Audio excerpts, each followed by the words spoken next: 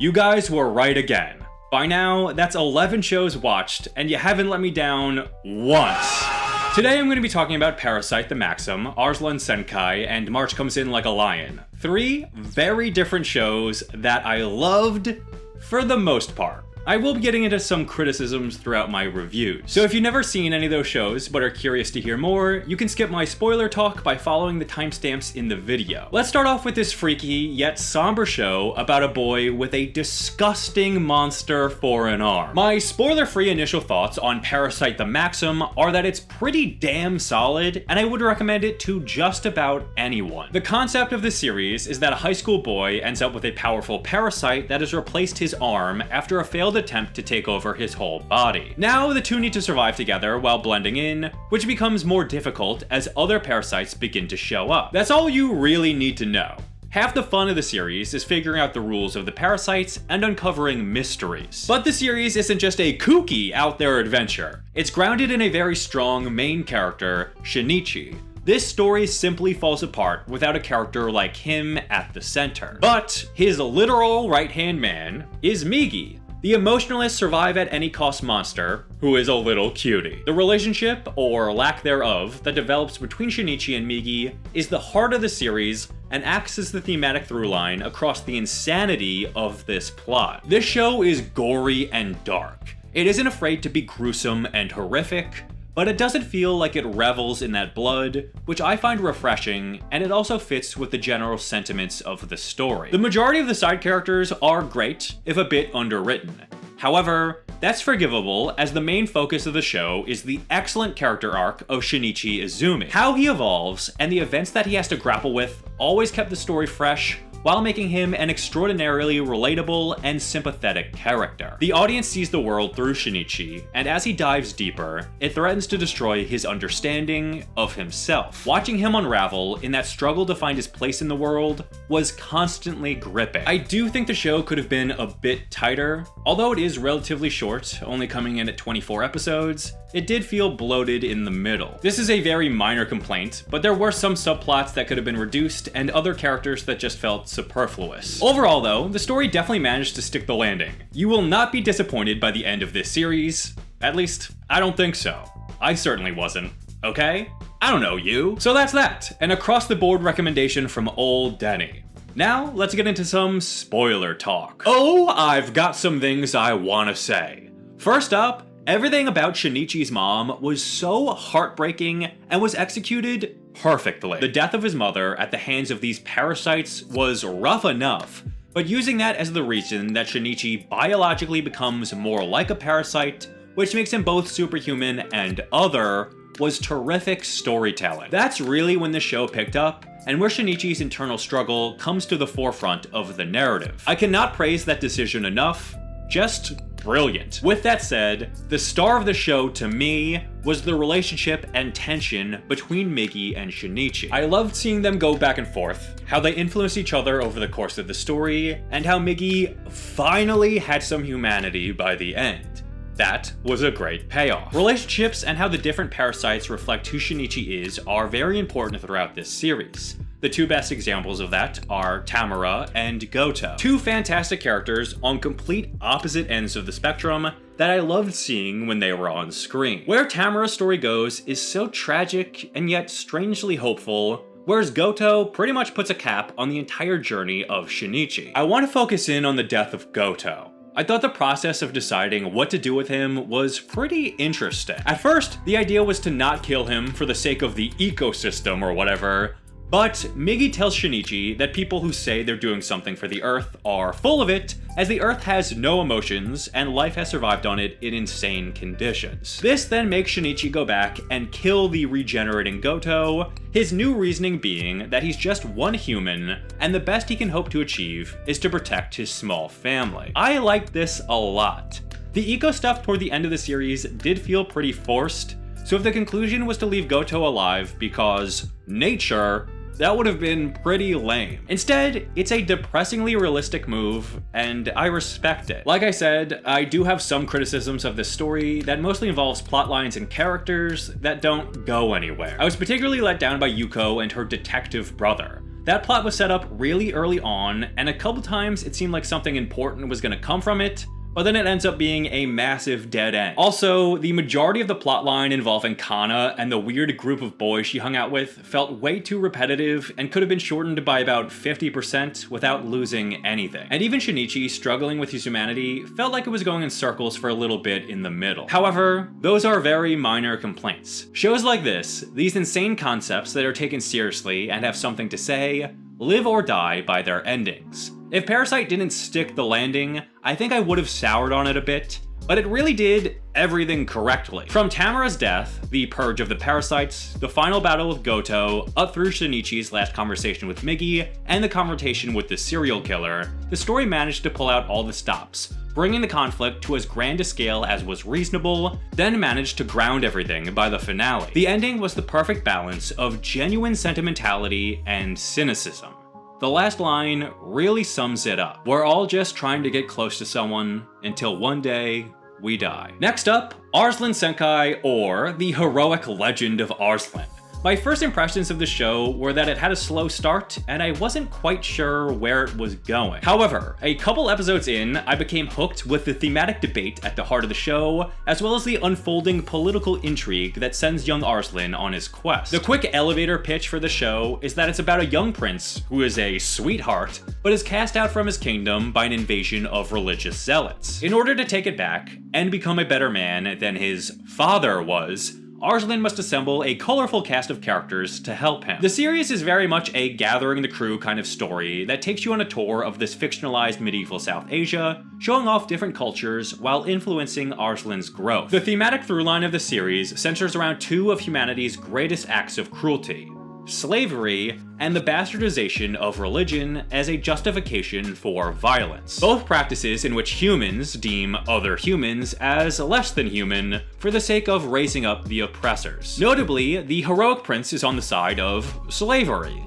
but he's just a 14-year-old boy who was raised in the system and has never known anything else. So a vast majority of this series is about him seeing the rest of the world and coming to terms with the horrible practices of, essentially, all people. Yet, the show is not cynical. The prince doesn't just wallow in despair as he learns more about humanity, but instead chooses to be a fair king thanks to the support of his small company of outcasts. Arslan's journey is an interesting aspect of the show, but the characters that surround and threaten him are the real stars. Daryun, the Black Knight, is the best warrior in the Kingdom of Pars, who speed runs through soldiers when Arslan is in danger.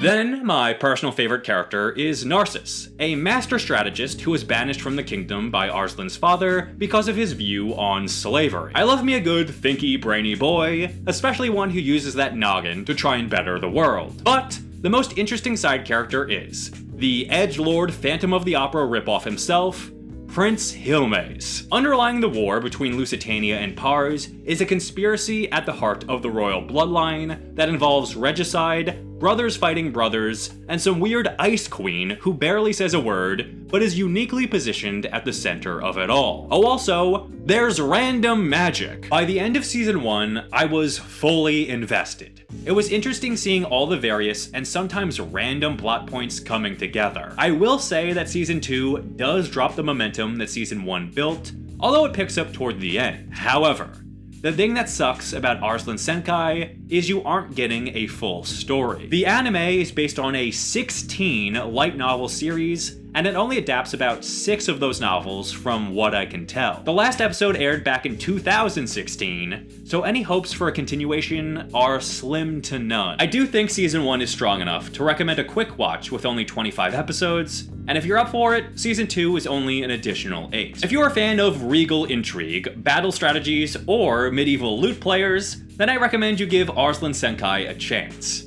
Now, onto some spoilers. Let's just watch Daryun speedrun one more time.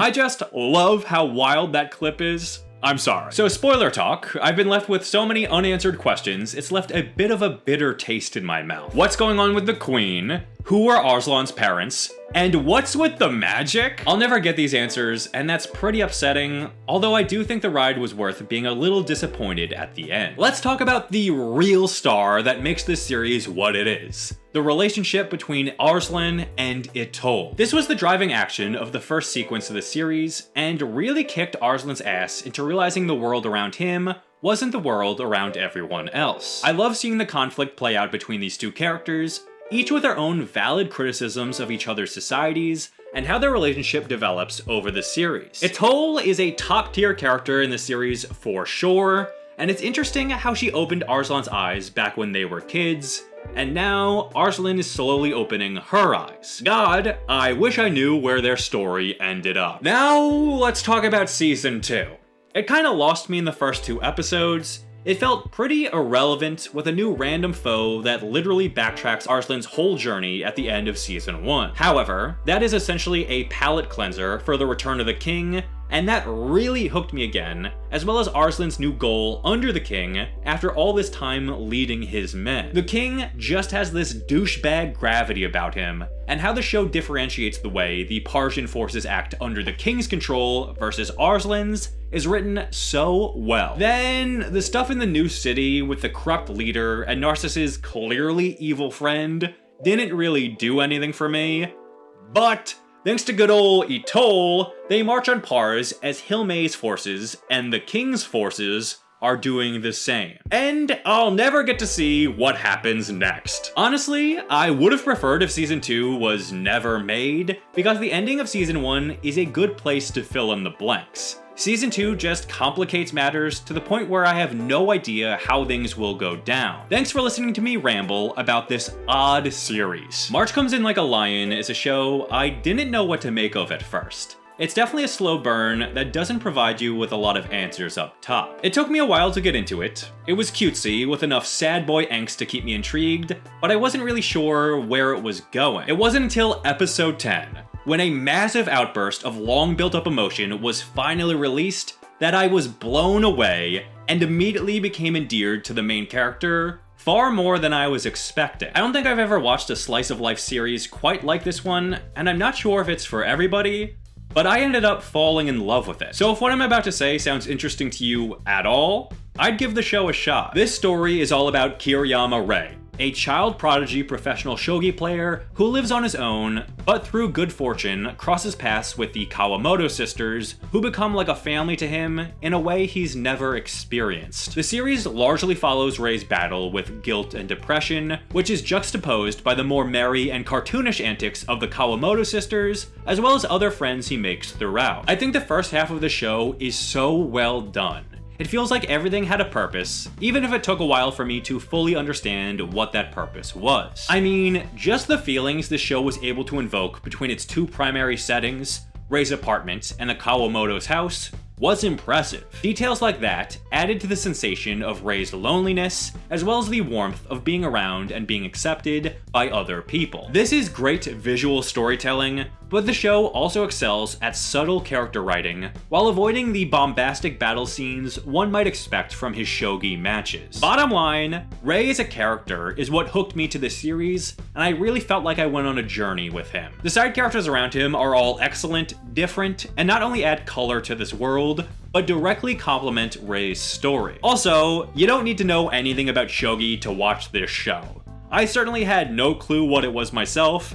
Maybe you'd appreciate certain things a bit more if you know the game, but shogi is more a catalyst than the focus of the drama. I do think that the series fell off a bit in the back half, which I'll speak about in a minute, but I still think the series managed to be entertaining, insightful, and downright charming all the way through. I know it's a lot, but I do recommend watching the first 10 episodes of this 44-episode series if you want to give it a fair shake. If after that, the show feels too sad boy or tonally disjointed for you, I completely understand. Honestly, at first I didn't think I was gonna like this series, so it's tough for me to know who'd like it.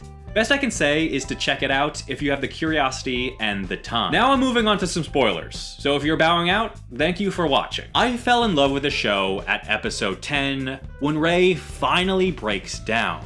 that explosion of emotion from him in the context of the situation he was reacting to blew me away. It was such a cathartic moment that opened my eyes to the journey Rei was going through. Like I said, I think the first half of the series is so well done. I really think the introduction of Kyoko and the backstory on Rei's adopted family is what kicked things up a notch. Seeing Rei dealing with that guilt and the insanely complex relationship he has with his adopted sister was so fascinating. The story is able to perfectly display the self-hatred Rei has and the toxic prodding Kyoko puts on him out of her own misery, which culminates in that glorious release of rage and anger at the universe. Rewatching that scene still gives me chills, but it also makes me realize how far Rei came from then to the end. By far the best aspect of this show is that Rei actually grows over time. It's a gradual change that isn't even noticeable until you take a step back, and I think that's a sign of terrific writing. All the side characters are excellent in this show.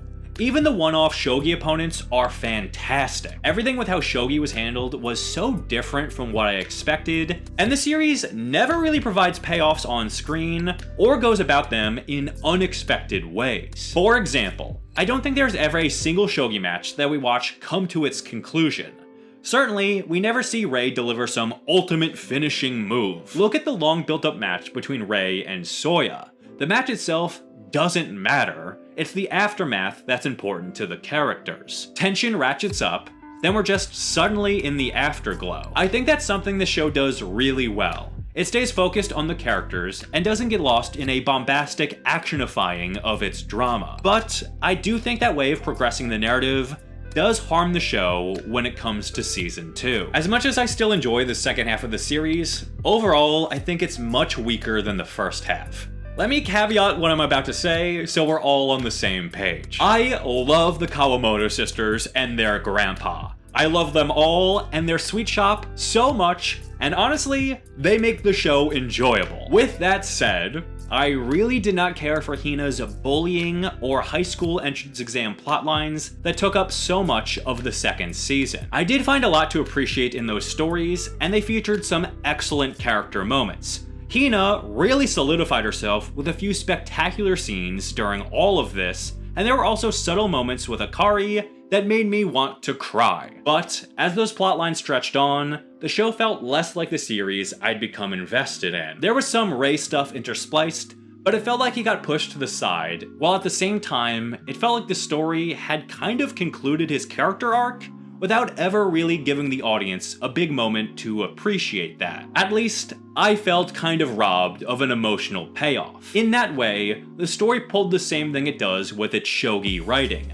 Ratcheting up of tension, conclusion happens off screen, then we're in the afterglow. Don't get me wrong, I'm glad he ended up in a happier and more emotionally secure place by the end, but it just suddenly felt like we were there. The dramatic payoff that I craved, like the cathartic release at the end of episode 10, is never really repeated in the series. It felt like a lot of the interesting plot threads set up with Rei's guilt about his adoptive family and about clinging to shogi because it's all he had, never got the payoff the story set up, before Rei is largely just okay. Like, how did Kyoko not come back? The best scenes in this series, by far the best scenes, are between Rei and her. She has the most well-written dialogue. She uniquely represents this pointed darkness, and when she was introduced is when I fell in love with the show, and I'm sure I'm not alone. I didn't need her to be around all the time. I figured she'd be more reoccurring than she was, but I was waiting for some confrontation or reconciliation between the two before the end of the show. I think by not paying off the story set up with her, the series did Rei's character a disservice. I get that Rei sees himself in Hina when she becomes ostracized, but there was way more to Rei than just an outcast. It feels like that got dropped in the back half. So that's my one big complaint. I still enjoyed season 2, but as I was watching, I did hope a lot of those Hina episodes would fly by way faster. I honestly would have preferred if they just did more cooking, coming up with recipe episodes instead. But overall, a fantastic series that I'm so glad I watched. And that's the video. 3 more anime check off the list. If you have any recommendations for me, please leave them in the comments. I'm consuming everything you've got like a big fat black hole. Also, please note for some of the bigger series like Steins Gate or Monster, I plan on doing dedicated reviews of those, probably sometime early next year.